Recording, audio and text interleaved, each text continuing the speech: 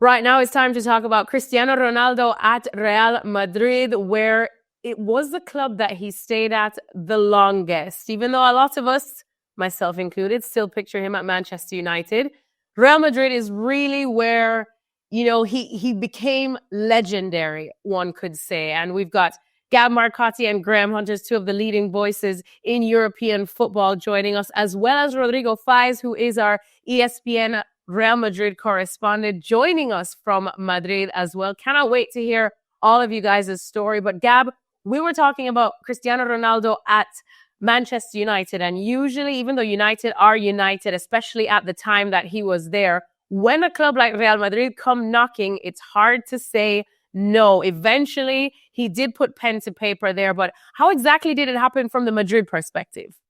Well, I think they've been working on this for a long time via, obviously, his agent at the time, Jorge Mendes, who had a close relationship with Manchester United. Manchester United ever so grateful to him for taking him to Old Trafford. Let's not forget, when he moved from Sporting Lisbon to Manchester United, Sporting had already signed a deal to take him to Parma. So Jorge Mendes had engineered all that. United were very grateful. But it was obvious at that stage that Real Madrid were determined to get him. It was obvious that Real Madrid were willing to spend a lot of money to get him. You'll remember also, and we're going back really to the 2007-08 season. That was a campaign where things weren't necessarily going great for Real Madrid. And there was this sort of constant drumbeat of Cristiano. And I think I don't think it's giving any secrets here. This is when Cristiano really started saying, all right, I want to jump on this bandwagon now. I want to get a move. He still felt a lot of sense of loyalty to Sir Alex Ferguson, of course. I remember being at the Champions League final in Moscow in 2008, Chelsea against Manchester United. Manchester United had won the Champions League and against Chelsea on penalties. I'll remember John Terry there. And I think there was a sense, okay, I've delivered, another Champions League final, or delivered a Champions League to Manchester United. Maybe this is the chance. Maybe this is the summer where we can get the deal done. And Cristiano stopped in the mix zone. I was with a guy who would become one of his biographers, Guillem Balaguer, and he stopped and he talked for a long time. And Guillem, at the time, worked for a high-profile Spanish radio show, and he just handed his cell phone over to Cristiano over the mix zone barrier, and Cristiano just allowed himself to be interviewed by these people and in the studio in Madrid. I mean, such is the lore of Real Madrid, such is the heft of Real Madrid, that you've got Cristiano willing to do this. And it was pretty clear that at that moment, this is what he wanted. Now, famously that summer, he was able to work something out with the club, or the club was able to work something out with him. If you remember, Manchester United actually made an announcement, which you wouldn't expect, saying Cristiano Ronaldo is staying at Manchester United, as if, he needed to say that. But unspoken in that was an agreement that, in a year's time, it would be different. And of course, a year later, for a then world record fee, he finally got his move to the Bernabeu. He did indeed. And that's where we go next to talk about that unveiling, which happened in front of about 80,000 fans at the Bernabeu. And it was absolute pandemonium. Talks about how it eclipsed Diego Maradona's unveiling at Napoli back in 1984. Two very different times. Look at Gab. I know he has a thing to say about that, but we will definitely get to that. But just have a listen at the absolute pandemonium that was the Bernabeu that day. Vamos. 1, 2, 3.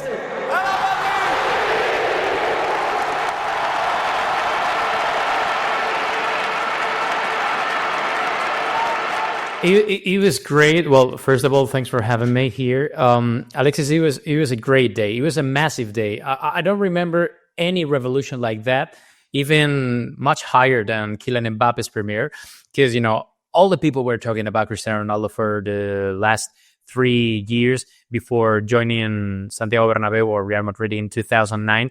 But, that 6th of July, all the city wanted to be at the Santiago Bernabeu, where it's more than 85,000 people, as you mentioned, Alexis. Even I remember that, even Florentino Perez just got in his second era that day. And all the people around Florentino Perez they were like, I mean, we want to be there. And he ran out of tickets for all the people that wanted to stay at Real Madrid. That was really a special day. I remember Eusebio, Portuguese legend, and Alfredo Di Stefano, Argentinian and Real Madrid legend, tried to be on stage with Florentino and with Cristiano Ronaldo and his famous A la Madrid. That was brilliant. Even I get a personal story because I was trying to go out with a girl by that time, and that was one of my first jobs at the Punto Radio radio station in Spain that now disappeared some years ago. But that time you didn't need the like now that you needed an access, an ID, and La Liga to give the thumbs up to get the access to Real Madrid stadium. But that time, you only sent one email and you said, okay, I'm going to be there with whoever. And I remember that I told that girl if she wanted to be with me at the Santiago Bernabeu, and she thought that we were to be on the stands because, I mean, there were no tickets for the stands. And when we got at the pitch side, she was like, what the hell? I mean, we were so lucky. And she was in tears crying for Cristiano Ronaldo with so many reporters and big journalists around, big names, really famous people around Cristiano Ronaldo. And even, it was so special that at the end of the night, I was imagining myself like, okay, I can get her for dinner and try to go out with her. And suddenly she said, okay, let's shake hands and I'm going to call you tomorrow. But thank you very much because this has been one of my most special days in my life. And I was like, okay, perfect. This is what Cristiano Ronaldo reflects on the people, that you think that you're going to get something huge, but finally you're going to be alone. Cristiano Ronaldo making dates happen since that very much day. Graham, let me go to you because it was such an unveiling that clearly everybody remembers exactly where they were at that time. What about for you? What memory stands out for you from that absolutely historic day? I'd been there all day, and unlike Rodri, I only brought my sardonic sense of humor and my work ethic. Rolled with me to support me, to love me, to care, and at least my work ethic, my sense of humor phoned me the next day. I don't know about Rodri's intended. It was an early evening beginning, so the tens of thousands of people had sat around the old Santiago Bernabeu, which was shaped like a castle. It was astonishing, the scenes, and maybe some of them had a little bit of wine with them. Some of them had cañas. So by the time they got into the ceremony, and the ceremony took a long time, gradually people in the stands noticed that there wasn't so much security. And then one guy jumped on, the next guy jumped on. Then there was a sea of people wanting to touch the hem. Initially, I thought it was people running to try and touch Rodri and feel his greatness. Instead, it turned out it was another R. It was Cristiano Ronaldo. And it will live with me forever that what happened was Florentino and his directors who were on the podium were like, lads, scatter. We need to move. And only Cristiano Ronaldo turned and stopped and saw the great man, Alfredo Di Stefano, who by then was a little bit unsteady on his legs, had sticks, and he stopped, and in the face of all these people running towards him, he just took the old man, arm around him, escorted him off like a leader, and his move to Real Madrid and the intention that he brought to Real Madrid, as Rodri was saying, for my taste, began there. I agree. I think it's just remembering those scenes, he had already pretty much cemented icon status at a club that already has so many and had so many icons at that time. Rodri, I'm sure the people are going to be wondering, you're definitely not still dating that girl. No way. I didn't see her again, to be honest. So, well, I think, Alexis, what he's not telling us is the girl's name. The girl's name is Irina Shayk. And the reason he's not dating her is that he started dating Cristiano a little bit after that. No way. I on it too. It was Alex Ferguson who phoned her and said, no, I said you could go with Rodri, but it's another 20 years. I'm sorry, huh? Ferguson was a legend, definitely. I think she actually found out that Rodri actually supports Sporting de Gijón, and she realized she wanted to support some real winners. Whoa! On that note, let's move on now back to Cristiano Ronaldo, because in his first season, he had already amassed a club record of, Real Madrid amassed 96 La Liga points. That was a club record. He had 33 goals in 35 games. So pretty much delivering exactly what we expected Cristiano Ronaldo to deliver coming from Manchester United, Gab. But it was a trophyless first season. What stood out to you that first season watching him at Real Madrid? Well, I think the remarkable thing of that first season is Cristiano was basically the cherry on top of what to this day is the single biggest summer transfer campaign in history. I mean, once you adjust for inflation or whatever, just in terms of name, just to remind you who arrived that summer, before Cristiano, it was Kaká, who arrived for an enormous fee, I think something in the region of 80 million euros. It was Karim Benzema, who would, of course, go on to achieve a thing or two at the Bernabeu himself. It was Xabi Alonso. It was Raúl Albiol. And of course, most importantly, it was Alvaro Arbeloa. No, I'm just kidding. But it was, I don't know if I forgot anybody, but when you add it up, even in today's money, you're looking somewhere north of 300 million. And 300 million in 2009, adjusted for inflation, is a lot more money today. Nobody has ever come close to that. And they assembled all of this for a coach who would get the club's record points total and yet only last one season. Pellegrini, of course, which to this day is still pretty mind-blowing. It is pretty mind-blowing. Rodri, what about for you, everyone there in Madrid? Because, of course, you would have lived through that first season too. And as Gab was saying, it was such a big money transfer. And it's something that, we expect today, that when clubs are willing to shell out all this cash for a player, they want instant results. And the fact that, you can get all that, but still go trophyless that season. How did the people pretty much react to Cristiano's first season there? Well, people were quite happy with Cristiano Ronaldo's performance, but he was frustrated, definitely. Yeah. First of all, because he wasn't with the number 7 at the back, because by that time, Raúl was the number 7 and he was still the captain of Real Madrid. And secondly, because he thought that, after that spending, that investment, he thought that, oh my God, this is not enough. We got, indeed, myself, Cristiano Ronaldo, we got Benzema, who was a great youngster for what Real Madrid needed. They got so many, the names that just Gabi said. And for him, he was like, this is not enough. We need something else. And, Manuel Pellegrini, I think he was on the bench. He was even not enough for what Real Madrid and indeed Cristiano Ronaldo needed by that time, because they were facing FC Barcelona. That by that time was massive, was great, was one of the best teams I've ever seen in my life. And after so many years, they admitted that they couldn't see any team playing better than that FC Barcelona in those 3 years with and after Pep Guardiola. But, he was frustrated, definitely. I get a source at Real Madrid that was at that time in the board, and he's still at the board, that says that he remembers one chat with Cristiano Ronaldo after a Clásico, and Cristiano Ronaldo was complaining about the sporting direction. He said literally that they needed something else, maybe not signings, but something or someone else for the bench, trying to tell Florentino that they needed someone like Mourinho on the bench that try to get on Pep Guardiola's or FC Barcelona players' nerves.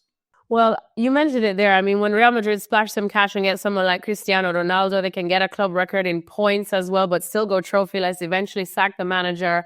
And it could only be that they would lose to what was, as Rodri said, probably the best Barcelona team that we have seen. And usually, whether you like it or not, if we're mentioning a Cristiano Ronaldo, we have to mention a Lionel Messi, because that is when the era of the Ronaldo versus Messi debate has started. And here we still are talking about it, even though they're on two separate continents. But we had them both, Graham, in the same league at that time, with the two clubs that consider each other as their biggest rivals. What do you remember from when you were covering La Liga then? Was that first moment that you realized that this is it. This is the era. When you think Real Madrid, you think Ronaldo, and when you think Barcelona, you think Messi, and these two are going to be pretty much the talk of the town for years to come. I think the spark actually began, in my humble opinion, in the Ballon d'Or podium where Kaká won, and I think Messi was second and Ronaldo was third, and it was young Messi. There's a fabulous picture of Cristiano Ronaldo looking across, not at the winner, but at Messi, and it feels like Cristiano's chewing a wasp. He's so unhappy. There are daggers coming out of his eyes.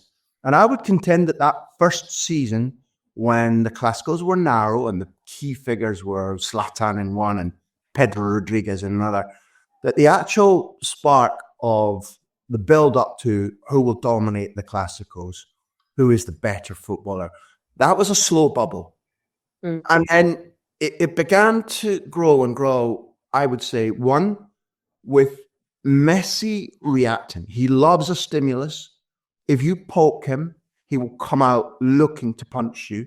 And albeit that he affected not to care, and it was demonstrably obvious that Cristiano wanted to be known as the boss of the Madrid squad. He had been telling Walter Di Salvo, the Italian fitness coach who was at Manchester United and then at Real Madrid, for years, I will become the greatest player in history, not of my era, not greater than Messi. And that was a thing that when he was saying at Manchester United, people looked at him askance, say, yeah, good, but the all-time player. But he believed it. And then suddenly, not only was Leo Messi in his way, but they were in the same league. They were bumped noses in the Clásico. And it was truly the following season when it went out of proportion. There was a catalytic impact of Mourinho's arrival, his tactics of scorched earth at the time, him talking up Cristiano over Messi, the way in which they would grow the grass longer at the Bernabeu. Barcelona were coming so that the ball wouldn't move. Well, the first Clásico ends with, whether you want to call it a Messi masterclass, it's 5-0. They go toe-to-toe. You can see Cristiano Ronaldo going crazy. In the semi-final of the Champions League in 2010, that's when you see, of 2011, you see Mourinho's instructions to hold and try to dominate Barcelona via defending, and Cristiano Ronaldo waving the rest of his team forward, literally on the pitch, ignore the coach's instructions, come on. In 2010-11, for my taste, that's when it became all-consuming and fodder for us, fodder for the ESPN fans who are watching this, fodder for all of us to try and describe, to get under the skin of it, and to savor it, because it's one of the great footballing battles in the history of our sport. Gab, what did you remember of the early days of the Ronaldo versus Messi saga that really came to fruition in La Liga? I mean, obviously, Graham mentioned it there, the Manita, the 5-0, which I think really kind of set the tone. It's what I find fascinating about this is that you had all these characters who kind of came into place. Obviously, Cristiano and Messi were the two major ones, but obviously you have the enduring centuries-old rivalry between Barcelona and Real Madrid, and all the layers, the cultural, social, historical layers that go along with it. And then you had Mourinho arriving in there, and I'm sure we'll get into this later, the relationship between Mourinho and Cristiano over the years, obviously both Portuguese, both the same agent. It would really evolve. It would have high points. It would have low points. But the fact that you had Mourinho juxtaposed with Pep Guardiola, who, at the time was something like, it was as if people, he had reinvented football. That's the way those of us who narrate the game in the media, it's the way we talk about it, with a combination of possession and pressing and terms like tiki-taka, which now seem passé, but at the time people were constantly going on about. I just pose such a fierce contrast to the football of Real Madrid and the interpretation that Mourinho put together. And I think this is often overlooked because, even the Cristiano's biggest fans will say that he's a diva, right? Which, I think he would say that. However, and I've had the opportunity to speak about this with people who were Real Madrid at the time, such as Xabi Alonso, for example, that he was able to build out of this sort of Galactico team, and Galactico being a term that goes back to Florentino's first term, but which is very much part of the ethos, the showbiz, which is this team of soloists, right? He was able to mold that into a real unit, like a genuine group, despite the fact that you're adding all these people as if they were like, Panini stickers. And Cristiano became a part of that. And it's easy to forget now when people joke and Penaldo and whatever. And like, I'm not suggesting that Cristiano Ronaldo turned into Park Ji-sung and he was running himself into the ground and whatever. But he really was, I don't know if the boys agree with me, but in that period, he was the soloist who played with the orchestra, very much so. And I think there was a moment of self-denial where everybody at Real Madrid, including Cristiano, bought into the Mourinho siege mentality and everything. Certainly for the first two seasons. Obviously, season number 3, the locura of Mourinho takes over and it all goes down the toilet. And leaves a lot of really, really bad blood. But for those first 2 seasons, Cristiano said, yeah, I will deny myself to be a part of this. And I think it's something which, again, not often gets forgotten, but I think he deserves a lot of credit for it. I don't want to fast forward now, Rodri, to Jose Mourinho's final season at Real Madrid, because as Gab said, they shared a lot of highs, but when the lows came, they were very low and it left a lot of bad blood. And it kind of left everybody wondering, where did it all go wrong? Because it seemed like a match made in heaven, both sharing the same agent, both being Portuguese, both seemingly on the same page in the first couple of seasons. But then it all started to fall apart. Where did it happen and how did it happen?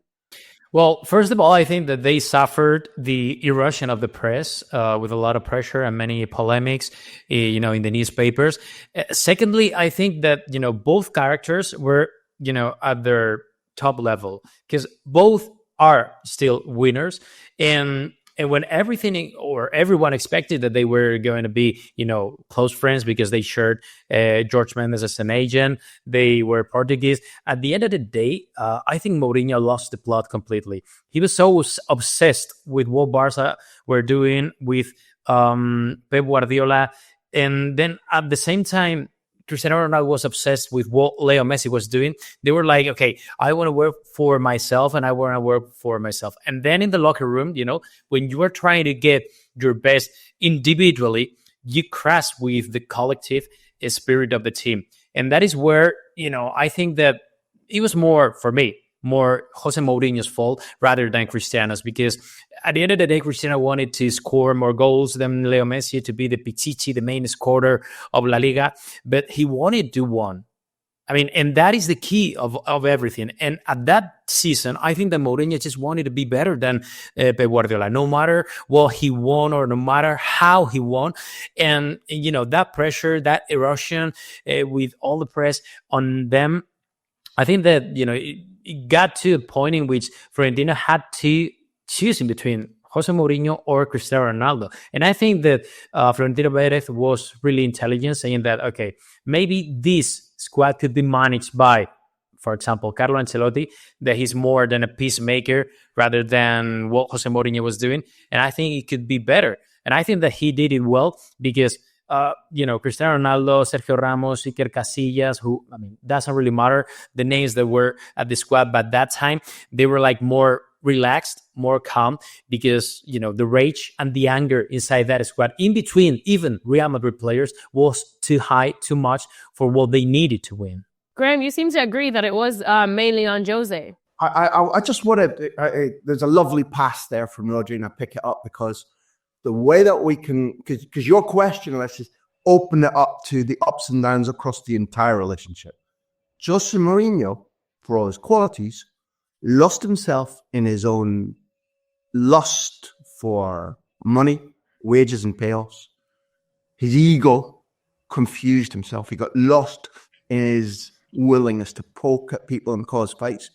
And for all Cristiano Ronaldo's little peccadillos, I think, as Rodri was saying, for him, even if, like Gabe says, might be a diva, might spend a lot of time on how he looks, spends a lot on people protecting his win. Win. I don't think he's ever lost the focus about, I want to win.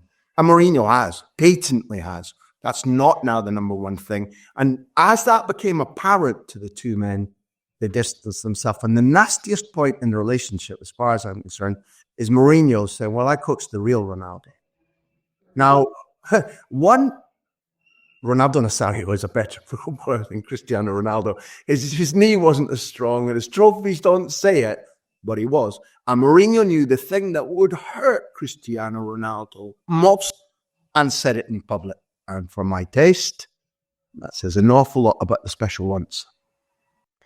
That indeed. Well, with Jose Mourinho out the door, in came the very calming influence of one of my absolute favorites, and that is Carlo Ancelotti. Now, Gab, it's not often that we associate Italians with calming influences and blood, but that is something that Carlo definitely brought. We do know that they have the fiery side as well. Very passionate, especially about football. But when Carlo came in, so did Gareth Bale, who signed from Spurs. That was another big money signing as well. Karim Benzema also came into the forefront. And together with Cristiano Ronaldo, they formed BBC. And that definitely reaped a lot of rewards. It was a good time for Cristiano under Ancelotti as well. They had gotten Champions League glory again. He had won back-to-back Ballon d'Ors. So what was it about Carlo Ancelotti that got that Benzema, Bale, Cristiano Ronaldo trio working so well?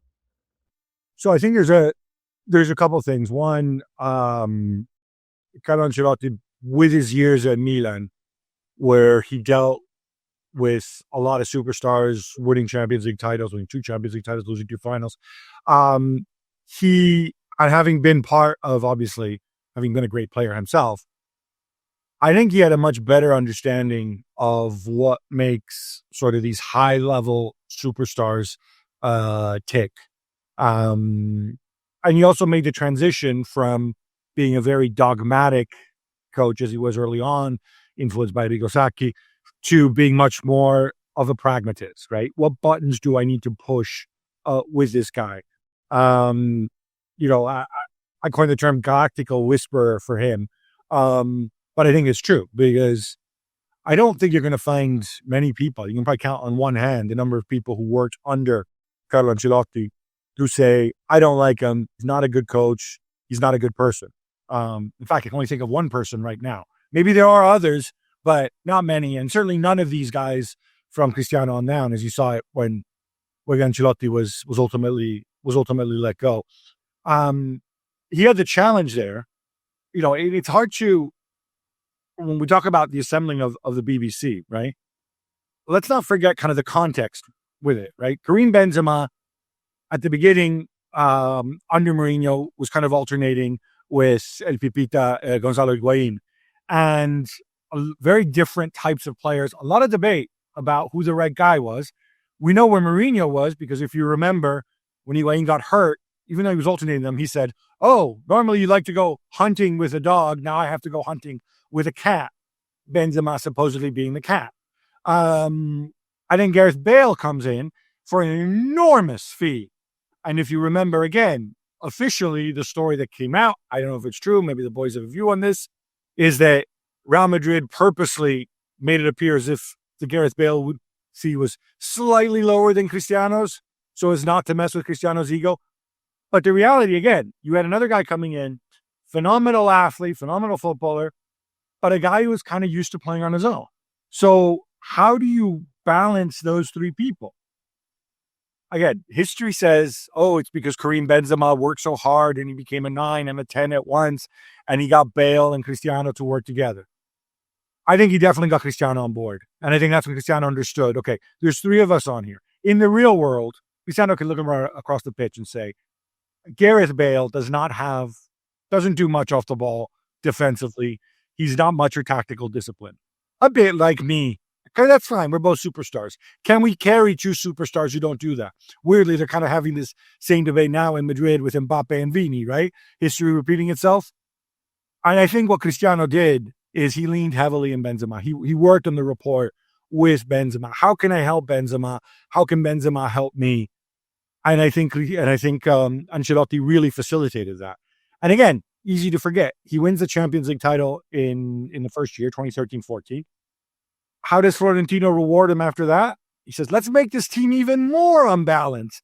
Let me move Xabi Alonso on, who would be reunited, of course, with Pep Guardiola and Bayern. And let me replace Xabi Alonso with who? With another hardworking, smart defensive midfielder? No, let me move him with the guy who only does one thing. The guy who has one skill in his life, two skills, but he's also handsome.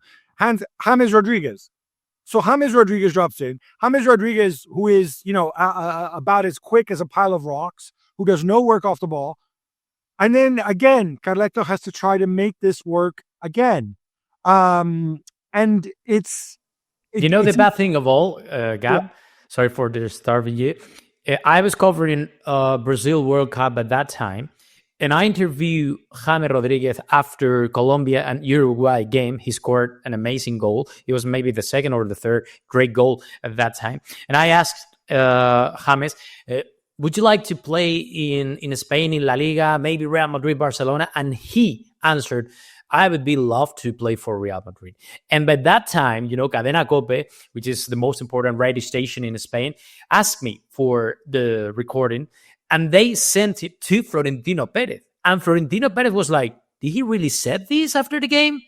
And they were like, yes. And he was like, okay, give me 1 second. And the following day, Florentino Perez was calling James Rodriguez's agent, who was George Mendes. That was how Florentino Perez got a signing. I mean, that was nonsense. But yeah, no, it gives you a sense of what was going on. Sure. And Cristiano had to function amidst this. And, again, Carlo Ancelotti gets all the credit and the other hardworking players. But Cristiano had to slot and he had to adjust. And I think this is also something that he did. And Benzema, phenomenal footballer, phenomenal attitude. But it takes two to make it work. And it was Benzema and Cristiano made it work. Small point to support that. Don't forget that when Bale comes in at the last minute, and Carlo is working hard about how to make this BBC thing work, and he puts Bale at centre forward in the first Clasico. Yes. They know they have to get Di Maria in. And they take Di Maria out of the front three and make him not only a functioning midfielder, but he plays superbly that season. I think it's him crossing from midfield, left midfield, for the goal in the cup final, the Copa del Rey final, one of the great Cristiano goals. So I just want to support the lads in saying that the Ancelotti and Paul Clement idea about how do we do this is a work of art in man management and tactical terms. Okay, the quality, if you get the quality oozing, will win you the bet, but it was super clever. We're going to have a podcast on Carleto soon because, we do love us some Carleto, don't we? And that's probably the reason why he's back at Real Madrid doing absolute bits. But back to Cristiano now. I just want to fast forward to the 2015-2016 season. Another good one for Cristiano. He became Real Madrid's all-time leading goal scorer, surpassing the great Raul. Eventually, when he left Real Madrid, he had scored 450 goals in just 438 games. That is still a stunning number. That's more than a goal per game. And my question is, Graham, let me come to you first on this one is, can anyone surpass this number now? Well, it would be just infantile of me to say no, because what all sport consistently teaches us is that sooner or later, a special man or woman comes along. Good luck to you. Will I be alive when that happens? No. It's a genuinely extraordinary total. If you look at the types of men that he overtook, not Raul, but if you look at the longer ago guys, how durable their records were. Football keeps evolving. It's certainly now a more attacking game, or it's a one where it's more open for all the strategizing. When I was growing up, I'm the oldest of the panel. If a really good striker, was scoring one every 2 games, generally that was regarded as pretty special. And there were outliers like the Swedes at Milan in the 50s. You can pick outliers, but do they go on for as long as Cristiano? No. So Could it feasibly possibly happen? I will say to you, it could, but it will be a very, very, very long time. And damn it, I'd love to see the person who achieves it. Now, so a tiny little anecdote. I was sent to report on Cristiano scoring his 100th Champions League goal against CSK Moscow, I think, and we had access after the game to him, but not before the game. So the producer and I went down to the centre of Madrid and got a time-lapse film of one of these guys that do the caricatures. So we brought that, and we were in this special part of the flash zone after the game where he'd scored and his records were beginning to burgeon. And the producer just held it out as we were filming as he walked up. And he walked up and he looked at it. Brilliant sense of humor. He said, I'm not that ugly, am I? Took it, signed it, handed it back, did the interview. Okay, very funny, very witty. And he was smiling and enjoying it. I didn't see him personally until 4 years later in the UEFA Gala when he was winning Player of the Year. And I had an interview backstage with him. And he walked up, he'd just taken the garlands and the applause. And he walked back up, dead poker face, and said, still not ugly, and got on the interview. And that might not be world-class humor, but I think he's very rarely given credit for the fact that there is wit and sparkle added to his ruthless determination to knock all goal scorers out of the way. I would have loved to know what he thought of that first statue that was built of him, but thankfully it got fixed. But Rodri, I want to talk about, as Graham mentioned it there, that he was covering, his Champions League exploits as well. And we say this all the time. We still say it to this day. They are the reigning champions for a reason. There's something about Real Madrid and the Champions League, but there was also something about Cristiano Ronaldo and the Champions League. 105 goals in 101 games. Again, more than a goal per game for this man. What stood out to you watching him in the Champions League that showed that he had that mentality that now we've come to identify with Real Madrid? I think the mentality in Cristiano Ronaldo is unique because when you were asking now, Graham, if you can find any other Cristiano Ronaldo on Real Madrid history, talking about the numbers, I mean, indeed, you can get any future player with maybe not the same numbers, but something different, but something similar. But, but the way that Cristiano Ronaldo was behaving after the games, before the games, you knew perfectly that he was born to win the Champions League. I remember one time, he was with Rafa Benitez on the bench. Rafa Benitez was maybe 4 months on Real Madrid bench. And I remember that Real Madrid were facing Dynamo Kiev in Lviv. They were in war, so they had to play Dynamo Kiev home games in Lviv. And I remember that, since, at that time I was working for Gol Televisión and being sports, and I was behind the door. Since we were right holders, I was able to be there. And Real Madrid ended the training session the day before the game. And I was behind the door, trying to get my phone, some notes. And I heard Cristiano Ronaldo and Rafa Benitez. And I remember that they were, the field was great. So many screamings in between both of them. And I was like, behind the door, like, okay, don't even move. Because if they realize that you are here, you're going to be kicked out of the stadium. And I was like this. And suddenly, I remember, one sentence that from Cristiano Ronaldo to Rafa Benitez that, stick in my mind up to date. And he was like, please, Rafa, don't tell me how to win the Champions League because I know it perfectly. I dream of winning another title every single year. And if you want to win with Real Madrid, please do whatever I am saying. And Rafa Benitez was like, I also won with Liverpool, one final. And he was like, no, it's not the same because this is Real Madrid. And this is the way we win in Real Madrid. Please take care of my advice because if not, you're going to be out in 1 month. And he was out in 1 month. He was out midway through the season. Gab, you love the bit of that story, but it's rare that we could almost appreciate a player talking like that to the manager because nowadays, or most days, it's frowned upon. I think historically it was probably more frowned upon than it is now, to be honest, because the reality is there's many more managers than there are superstars. And, we haven't mentioned him yet, but the guy who took over and won more Champions League titles with Real Madrid, obviously one of the greatest midfielders in history, but few people could have seen him be a top coach. And I'm talking about Zinedine Zidane, right? Because he was not a guy who spoke very often. He was a guy who sometimes was prone to losing his head, as my good friend Marco Materazzi knows. Very well. He did not. Losing or using? Yeah, both in this case. If I were really unkind, I might say costing his country a World Cup in his final game, but that's all other thing. So it did not seem like a natural fit, especially also he played with some of these guys or whatever. But I think, and maybe this is where the difference is with Rafa Benitez, right? I remember talking to Ancelotti about this later when he was at Bayern. I said, are you surprised that Zidane has done so well? Because, he was your assistant for a while, but, viewed from the outside, he does not seem like, he's got charisma, obviously, but in terms of talking. And he says, look, he doesn't talk very often, but when he does, people listen. And it genuinely makes a difference. Two people can give you the same level of advice or the same indication.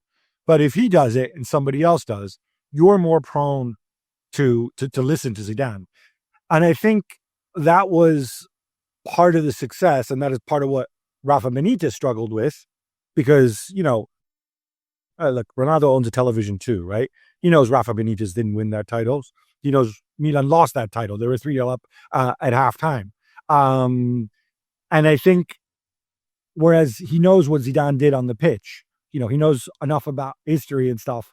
And so it formed that relationships. I think the fact that Zidane had been Ancelotti's assistant and maybe took some of the man management from Ancelotti, I think that is kind of why it extended his era at the top at Real Madrid. For me, generally, after the Benitez thing, Zidane comes in. I was thinking to myself, all right, is Cristiano going to move on now? Is it all going to fall apart at Real Madrid? I had very little faith in Zidane, and you proved me wrong.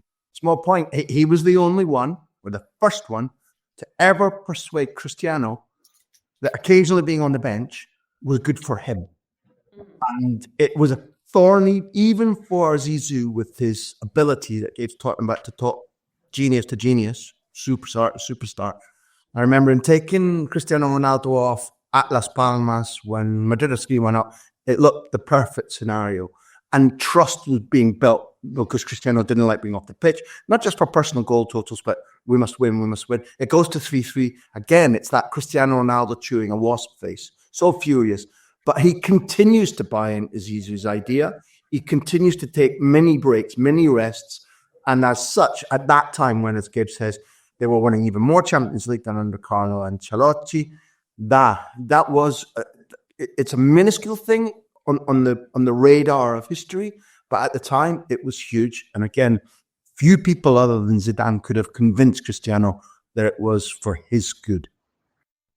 If there's one thing we know, Cristiano Ronaldo tended to respect a lot more the manager, is that he could track exactly what they did on the pitch and kind of shared similar levels of success, which is probably why Ralph Rangnick Gate happened. But that's a little bit in the future. Still want to talk about his time at Real Madrid, but as it came to an end, Rodri, and I'm going to come to you in this one because we talked about how he did also reap a lot of fruits under Zizou. 3 consecutive Champions League. After that final, though, in Kiev against Liverpool, was probably the first little hints that we started getting of him showing doubt about his future at Real Madrid. He was talking about them in the past tense. And Zidane eventually stepped down after that win. What was the bigger factor, though, in Cristiano Ronaldo deciding to leave the Bernabeu? Was it that Zidane had left, or was it a breakdown in his relationship with Florentino? I think it was more his relationship with Florentino, because he had some problems with the Spanish Hacienda, and he wanted Florentino to pay for that. He was like, okay, I'm the main guy on the squad, so pay for this. And Florentino, I think intelligent, he said that, okay, if I pay for your debts or your failures or whatever, all the players are going to ask me for that again. So, I don't want to do this. And then he said, okay, so if you don't pay for this, I'm going to leave. And he was like, hey, leave. This is Real Madrid. That one is going to be higher than the club. And he left. the thing is that we never expected that he was going to leave that year. I remember that, I was the Champions League reporter for the right holder in Spain. And I remember that year, that season, I interviewed him 3 times. And those 3 times, I always asked him about if he was going to renew his contract to Real Madrid. And the 3 times he was like, no, I'm happy like that. I'm happy like that. And I thought that he was lying to me, since all the players never said anything like that in public. But he was like, no, I'm happy with that. I'm happy with my contract. And I was like, you sure? You want me to speak to Florentino Perez, trying to make fun of this? And he was like, no, I'm happy. And then we got to the point where Real Madrid won Liverpool. We know perfectly what happened then, with Sergio Ramos, Mo Salah, with Gareth Bale scoring 2 goals, with Karius making his worst performance ever. And when I was in Kiev that night, like hours before the game, I texted one of Cristiano Ronaldo's agents. And the kind of normal questions that all the journalists, we make these guys. Is Cristiano Ronaldo in fit, in shape? Has he? And he was like, he wants to talk to you after the game. So I got a bit surprised, but I thought that he was going to say that he was going to renew his contract to Real Madrid. But after the game, all the people were to get Gareth Bale. And I was thinking about, Gareth Bale doesn't speak Spanish at all. He doesn't really like a Spanish person. So, I'm going to look for Cristiano Ronaldo. That he didn't perform really well. But when I turned back, he was already there. So, my question was, okay, you won again another Champions League title with Real Madrid. You got to keep winning with Real Madrid, with you on the front. And then he said, it has been a great time at Real Madrid, great memories, great year. And I was like, is this a farewell? And then he drinks water and he said, okay, I will speak about this in the following days, but yes, and all the people were so revolutioned, even the board. I heard, because I had one reporter at the palco in the stadium, and I heard some sentences from the Real Madrid board saying that, oh, no way, you can't say this now at this moment because we're trying to celebrate the title, and now he's thinking again about himself. And that is something that I think that Cristiano Ronaldo makes, to be what he is, because he knows perfectly what message he wants to send out. He knows perfectly where to say that. And the time, the moment was key for him, because he never talked about that anymore. I think, and Real Madrid may today deny it, but I think they were ready to move him actually the year before. It's not like this all came about because of his tax problems and whatever. There was a reality where Real Madrid is the strangest of clubs in the sense that, obviously they don't have an owner who puts in money if they lose money. So they have to break even or make money every year. And under Florentino, they generally do that. They became very aware of the fact that he was older and he wasn't performing to the level of his contract. Not just in terms of goals and games, or rather, they thought at some point he may not perform the level of his contract. And it's not just goals and games, but also commercially what he can bring. When you have a guy who is at a club for 9 years, as he was at the time, or 8 years, whatever it was, it's difficult to go and sell. It's a lot easier to go and sell, right, the next big thing commercially, right, than it is to go and say, oh, here's Cristiano again. Well, what has he done now? Is he better than a year ago? Is he better than 2 years ago? Probably not. He's maybe the same level. So I think they became aware that if they got into a contract extension, it's not like you can give them a pay cut, right? Because that's one of the ways people keep score. And I think that's one of the ways that Cristiano keeps score too. Not because he needs the money or wants the money, but because it's important to him to, it's a measure of your worth, right? So when he got wind via George Mendes that even the year before, they were ready to shop him around if the right situation arose, I think that really annoyed him. And that led to kind of the logical end that Rodri described there, saying like, if we leave, it's going to be me going on my terms rather than you guys trying to ship me out somewhere. He wanted to kind of take control of the situation. He'd been giving hints himself in interviews prior to that brilliant moment with Rodri. He'd often said in public, yeah, look, if it wasn't for the weather, I'd go back to Manchester United. Because he felt he was treated differently there. And isn't it the epitome of business? Isn't it the epitome of business? Well, I had to say it. That if you have a depreciating asset, but you can still make capital from it, which they did, which they got from Juventus, argue about however you define that price. It's brilliant. And Real Madrid is the club of passion, because it genuinely is, but it's the club of absolutely zero sentiment for anybody once their worth is finished. Later on, for what you represent, for what you might become as an academy coach, or in Don Emilio Butragueño's role as a vice president, in the future, yeah, we'll kiss and make up. Right now, thank you, goodbye, the door is closed, see you, and we'll take 70, 80, 90, 100 million for a declining asset. It's. I think people who aren't involved in that sport or our game might think it's horrible, but in another form, it's also brilliant. And another point to add to what Graham and Gab are saying, we got to keep in mind that Cristiano Ronaldo was not a Florentino Perez signing.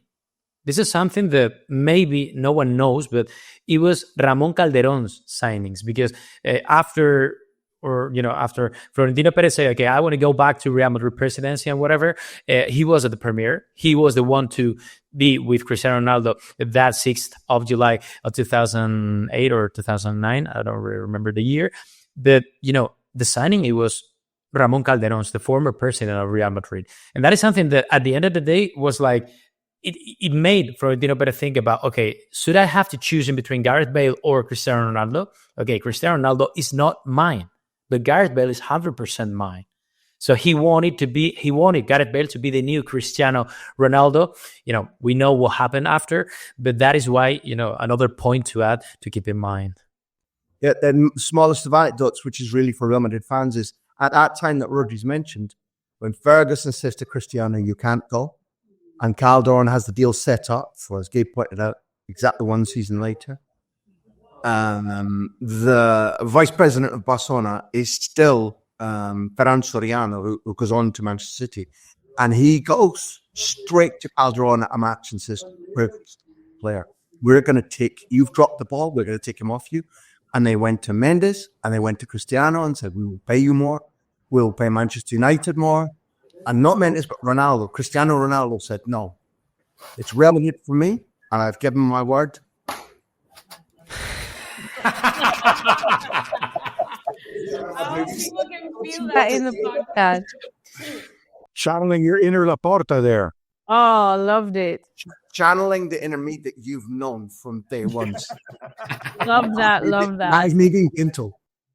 Well, pretty much that is how the love story between Cristiano Ronaldo and Real Madrid came to an end. And that also concludes this first part of our Cristiano Ronaldo two-part special of the Football Reporters. Thank you for joining us for this first part. We'll be back for the next part, where we will look at his time at Juventus, plus a return to Manchester United, and eventually, where he is right now, a move to the Saudi Pro League. So see us there.